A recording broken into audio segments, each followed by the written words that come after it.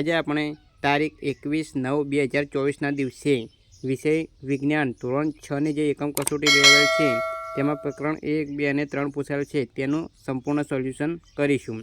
જો તમે અમારી ચેનલમાં નવા હો તો ચેનલને સબસ્ક્રાઈબ કરવા વિનંતી। પ્રશ્ન 1, આપેલા વિકલ્પોમાંથી સાચો વિકલ્પ પસંદ કરી પ્રશ્નના જવાબ આપો। વિદ્યાર્થી મિત્રોએ ગમે તે 4 લખવાના હોય છે, એટલે કે શિક્ષક જે 4 પસંદ કરે તે 4ના જવાબ વિદ્યાર્થીઓએ આપવાના હોય છે। ચોખાના દાણાને ડુંડામાંથી અલગ કરવા કઈ પદ્ધતિનો ઉપયોગ થાય છે? જવાબ આપશે સી, સળવો। ઘઉંના દાણામાંથી ફોતરા દૂર કરવા કયું સાધન વપરાય છે? એ, સુપડો। દરિયાના પાણીમાંથી મીઠું કઈ પદ્ધતિથી મેળવવામાં આવે છે? જવાબ આપશે સી, બાષ્પીભવન। રેતીમાંથી મોટા કાંકરા અને પથ્થર દૂર કરવા કઈ પદ્ધતિનો ઉપયોગ થશે? એ, ચાળવો। જ્યારે મિશ્રણમાં રહેલા વજનમાં ભારે ઘટક તેમાં પાણી ઉમેર્યા બાદ તે નીચે બેસી જાય તે પદ્ધતિને ખાલી જગ્યા કહે છે?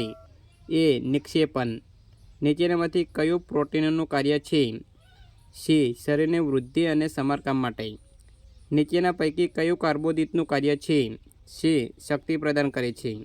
સ્કર્વી રોગનું ચિહ્ન કયું છે? બે, પેટામાંથી લોહી નીકળવું। નીચેનામાંથી કયો પદાર્થ ચળકતો પદાર્થ છે? ડી, સ્ટીલની ચમચી। આપણા શરીરના કાર્યોમાં કોની મહત્વની ભૂમિકા છે? તો આપેલ તમામ, પાણી, શાકભાજી અને અનાજ, એટલે કે આપેલ તમામ। નીચેના પૈકી કયો પદાર્થ પારભાષક છે?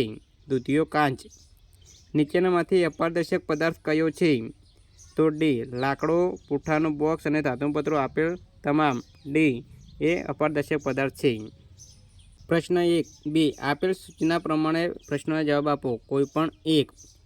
નીચેના પદાર્થોમાંથી પાણીમાં તરતા પદાર્થો જુદા પાડો।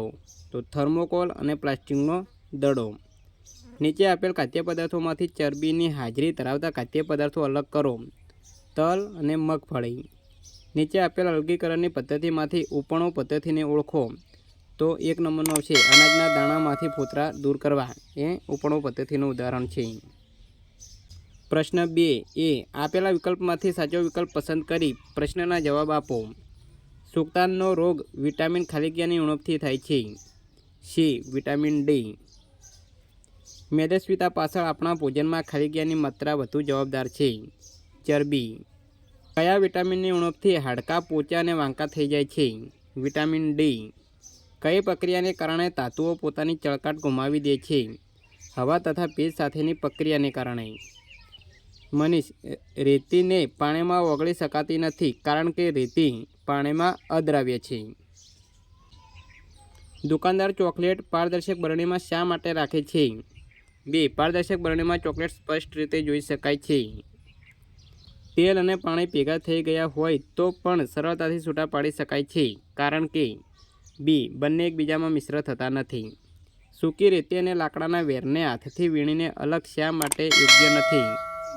બંને પદાર્થોના કદ સમાન છે। પાણીમાં મીઠું ઓગળતા અમુક સમય બાદ પાણીમાં મીઠું વધુ શા માટે ઓગળતું નથી? બે, મીઠાનું સંતૃપ્ત દ્રાવણ તૈયાર થઈ ગયું। પ્રશ્ન 2, વૈજ્ઞાનિક કારણો આપો। દૂધ સંપૂર્ણ આહાર છે?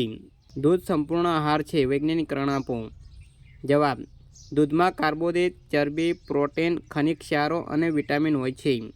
આમ દૂધમાં આહારના બધા જ પોષક તત્વો હોય છે। ફક્ત દૂધ લેવાથી શરીરના પોષણ માટે જરૂરી આહારના બધા જ પોષક દ્રવ્યો એટલે કે ઘટકો મળી રહે છે, તેથી દૂધ સંપૂર્ણ આહાર કહેવાય છે। નાના બાળકોને પ્રોટીનયુક્ત આહાર આપવો જોઈએ? નાના બાળકોને પ્રોટીનયુક્ત આહાર આપવો જોઈએ, વૈજ્ઞાનિક કારણ આપો। ઉત્તર, નાના બાળકોના શરીરની વૃદ્ધિ ઝડપી હોય છે। વૃદ્ધિ દરમિયાન નવી માંસપેશીઓનું સર્જન થાય છે, આ માટે પ્રોટીન જરૂરી છે। વળી બાળકના શરીરમાં જૈવિક ક્રિયાઓનું નિયમન થાય અને ચેપ કે રોગ સામે રક્ષણ મળી રહે તે માટે પ્રોટીન જરૂરી છે, તેથી નાના બાળકોને પ્રોટીનયુક્ત આહાર આપવો જોઈએ। રસોઈના વાસણો લાકડાના બનાવવામાં આવતા નથી? રસોઈના વાસણો રસોઈ કરવા વાસણોને ગેસ પર ગરમ કરવા પડે છે।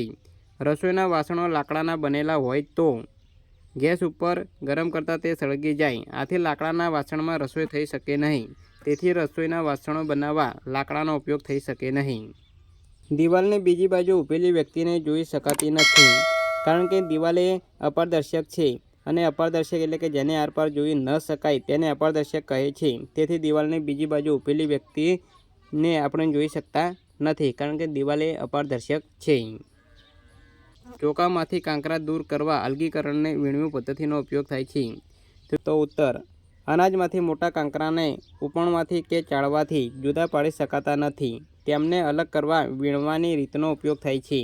નરી આંખે દેખાતા અને હાથથી પકડી શકાય તેવા ઘટકોને હાથથી વીણીને અલગ પાડી શકાય છે. આ પદ્ધતિને વીણવું કહે છે. ઘઉંમાંથી કાંકરાને અને શાકભાજીમાંથી બગડેલી વસ્તુઓને અલગ કરવા આ પદ્ધતિ વપરાય છે. આહારમાં લીલા પાંદડાવાળા શાકભાજી લેવા જોઈએ. આહારમાં લીલા પાંદડાવાળા શાકભાજી લેવા જોઈએ. વૈજ્ઞાનિક કારણ આપો.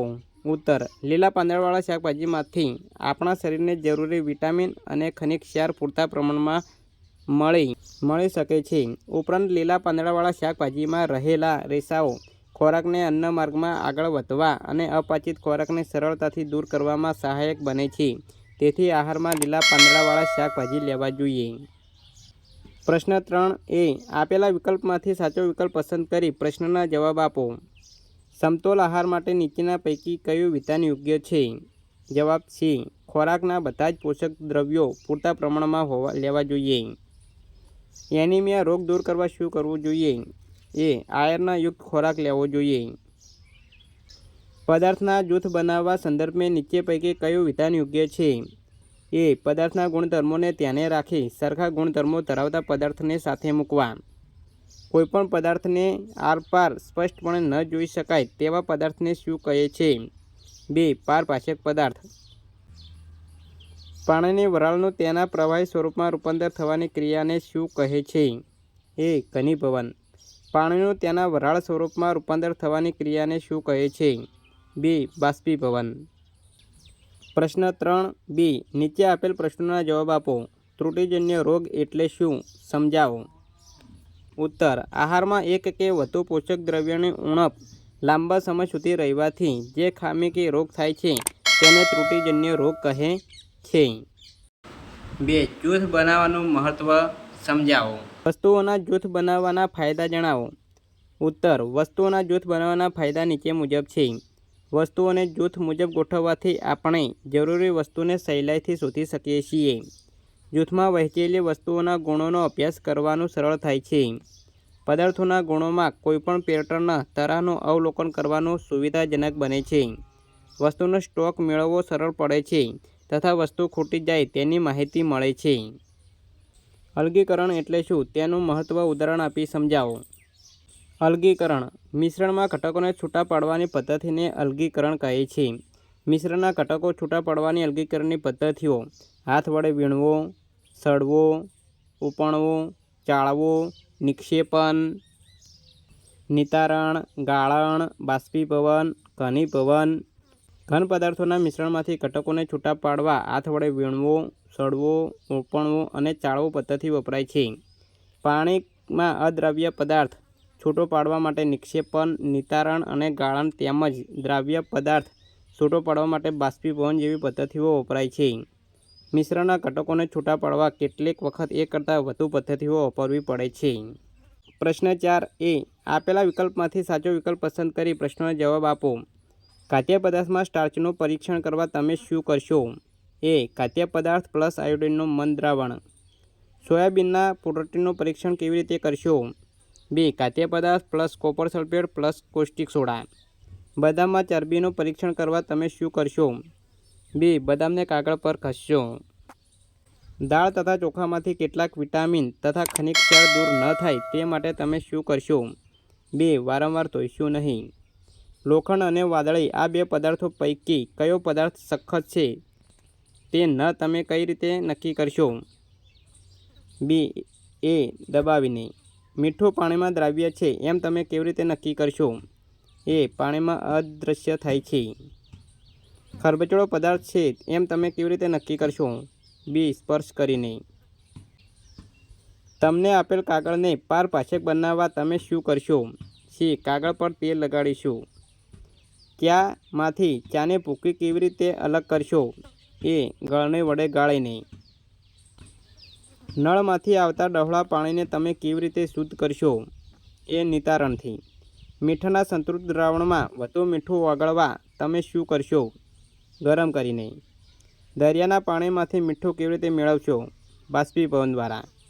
પ્રશ્ન 4b. આપેલા પ્રશ્નોના જવાબ આપો. ખાદ્ય પદાર્થમાં ચરબીની હાજરી તપાસવા તમે શું કરશો? તો મગફળીને એક સીંગ લો, તેને કાગળમાં લપેટી તેને પથ્થર વડે ભાંગો. કાગળને ખોલીને તેનું નિરીક્ષણ કરો. નિરીક્ષણ કરતાં કાગળમાં તેલનો ડાઘ દેખાશે. પ્રકાશ તરફ કાગળ રાખી ખાતરી કરો. આ પરથી મગફળીમાં ચરબી ઘટક રહેલો છે તે સાબિત થાય છે. 2. ખાંડ, રેતી અને લાકડાના વહેર પાણીમાં દ્રાવ્ય છે કે અદ્રાવ્ય તે કેવી રીતે નક્કી કરશો? તો એ ખાંડને પાણીમાં નાખીશું અને જો ખાંડ ઓગળી જશે તો આપણને ખ્યાલ આવશે કે ખાંડ પાણીમાં દ્રાવ્ય છે. રેતી અને લાકડાના વેરને પાણીમાં નાખીશું અને તેને હલાવીશું પાણીને તો તે ઓગળતા નથી, માટે તે અદ્રાવ્ય છે. એટલે કે ખાંડ દ્રાવ્ય છે અને રેતી અને લાકડાનો વહેર પાણીમાં અદ્રાવ્ય છે. મીઠાનું સંતૃપ્ત દ્રાવણ તમે કેવી રીતે બનાવશો? સંતૃપ્ત દ્રાવણ ચોક્કસ તાપમાને જે દ્રાવણમાં દ્રાવ્ય પદાર્થ વધુમાં વધુ ઓગળેલ હોય છે, હવે પછી વધુ દ્રવ્ય ઓગળી શકાય નહીં તો તે દ્રાવણને સંતૃપ્ત દ્રાવણ કહે છે. સંતૃપ્ત દ્રાવણ બનાવવાની રીત. તો બીકરમાં થોડું પાણી લઈ તેમાં 2 ગ્રામ મીઠું નાખી હલાવો. મીઠું પાણીમાં ઓગળી જાય પછી ક્રમશઃ 2 ગ્રામ મીઠું નાખતા જાઓ, ઓગળતા જાઓ. જ્યારે પાણીમાં મીઠું ઓગળવાનું બંધ થઈ જાય ત્યારે દ્રાવણને ગાળી લો. આ દ્રાવણને તે તાપમાને મીઠાનું સંતૃપ્ત દ્રાવણ કહેવાય છે.